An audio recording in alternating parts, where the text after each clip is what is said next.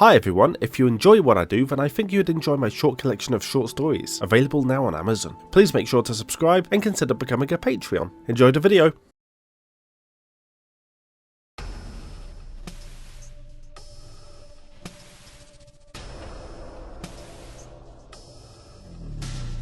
Lurking among the stars are any number of strange and powerful creatures some would deem as gods. Some are benevolent, nurturing life wherever they go, and some embody the chaotic pandemonium of the unknowable universe. Others are even imprisoned for high crimes against the natural order. And then there are those yet to be born into physical form, yet contained within a cosmic egg, awaiting for the day they would be unleashed.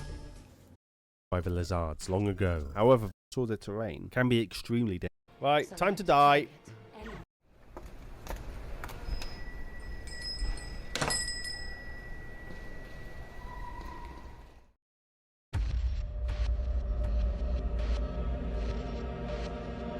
Besides the Slime War 300 years prior, the War of the Robots almost 6 millennia before that, and a few skirmishes throughout the ages, for the most part the world had experienced peace for the last 10,000 years. But that was all about to change, as a radiant purple meteorite fell to the surface of Terraria. Meteor impacts are hardly a rare occurrence, with many having happened beforehand. However, this one would prove to be different. Despite predictions stating that it would impact a mountain range miles away from any town, it would go on to hit a city, incurring heavy casualties. The event would prompt rescue squads to be sent out to the devastated town in an effort to save the survivors, but what they would discover upon their arrival would baffle the squad. Where they expected to find a typical impact site among the ruins, instead there was a strange purple coating of earth encircling the crater, where at its center the glowing meteorite still stood. While most of the team continued searching for survivors, a few remained to observe the object. As they ventured into the crater, their accompanying geologist attempted to gather a sample of meteorite, only to have his rock hammer bounce off, leaving the stone unharmed. Ever more confused at the situation, the rescue team tried various different methods to break the bizarre stone, but still nothing worked.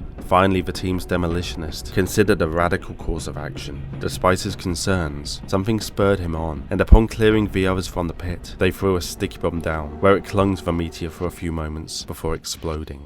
At last the meteorite cracked, and they would immediately come to regret their decision, as something rose from it. It was serpentine, with a long purple body, and features like that of a Medusa. It was the ancient goddess, Meduserpent. The rescue team watched the goddess fearfully, something keeping them from fleeing, as she observed them back, her eyes blazing with a vibrant purple. Suddenly she let out a roar, unleashing a shockwave that threw the demolitionist and geologist back, and forced the rescue team to finally flee in terror, the sight of the goddess too much for them to bear. Surveying the land she had been cast down to, Meduserpent came to regard it favourably, and got to work upon her dark deeds.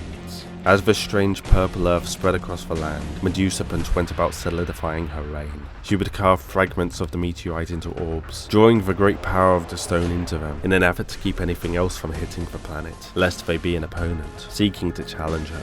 Once confident in her security, she would bury the meteorite, where its influence would spread throughout the underground, disseminating across the whole of the world.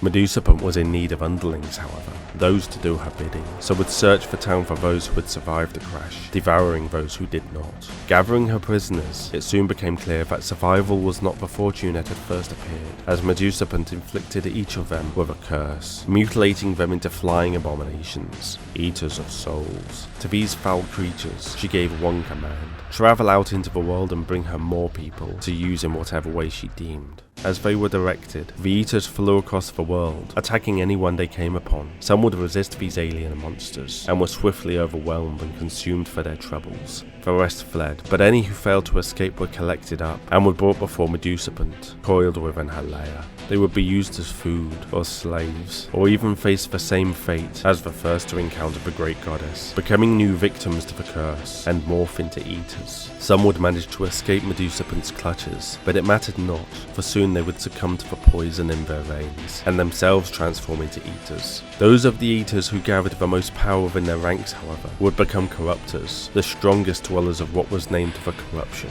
Worms, sand sharks, and plants all mutated into devourers, bone biters and clingers respectively. Pigruns emerged from hiding to serve this powerful force willingly, and slimes, able to survive the worst of what the world held to offer, absorbed the corruption and came to call it home. Even the dead within the corrupted desert would rise from their graves to serve this new power, becoming ghouls and mummies. There was, however, an enchanted fragment of Terraria that seemed to stay pure, and those who fled from the corruption used it as a bastion, a safe harbour in an ever more hostile world. In this place they would build a temple, drilling deep into the earth to secure their location and evade the capture they risked on the surface. Now having as much of a safe haven as they could hope for, the survivors created powerful weapons and magic chests, locking away their valuables with enchanted keys. They learnt the ways of the occult arts and how to forge armor to defend themselves from the corruption. Unfortunately, it was only a matter of time before Meduserpent found her quarry and laid siege to the temple, breaking through its defenses, allowing her forces to storm through it unchecked, claiming it as their own and killing any resident they encountered. Now tainted by the touch of the corruption, the once resplendent temple fell into disarray, becoming not but a foul shadow of what it had once been. Despite her seemingly total victory over Terraria, something was happening to Meduserpent that she could never have predicted. Separated from her power in the stars, she slowly began to starve. It was slow to begin with, and for the first 7 or so millennia, there was little change. However, Meduserpent realized that she was becoming weaker. The situation seemingly worsened by trap curses cast by the temple dwellers before they fled.